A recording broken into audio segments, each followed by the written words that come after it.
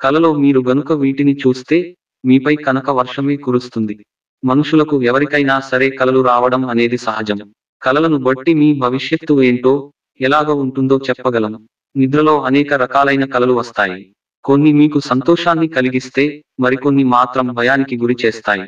మరి ఎలాంటి కలలు వస్తే మీ జీవితంలో శుభ ఫలితాలు వస్తాయో ఇప్పుడు చూద్దాం.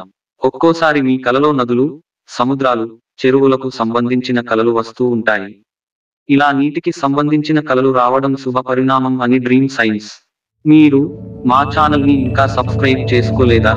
అయితే దయచేసి వెంటనే కింద ఉన్న సబ్స్క్రైబ్ బటన్ క్లిక్ చేయండి. అలాగే పక్కనే ఉన్న గంట సింబల్ని కూడా నొక్కండి.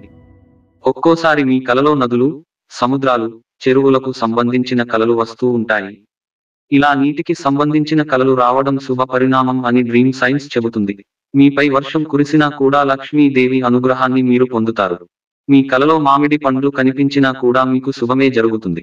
మామిడి పండ్లు కనిపించడం వల్ల మీ జీవితంలో ఉండే సమస్యల్ని తొందరగా తొలగిపోతాయని అర్థం. మీరు చాలా కాలంగా పడుతున్న ఇబ్బందులకు మంచి పరిష్కారం లభిస్తుంది.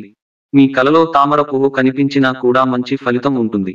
మీ జీవితంలో జరిగే అన్ని సమస్యలను త్వరలోనే అధిగమించబోతున్నారని సూచిస్తుంది. అలాగే కలలో మీరు ధార్మిక ప్రయాణం చేస్తే సకల దేవతల ఆశీర్వాదం మీకు లభిస్తుందని అర్థం. అదే విధంగా మీకు కలలో వేణువు కనిపించినా, దాని ట్యూన్ విన్నట్టు ఉన్నా చాలా మంచిది.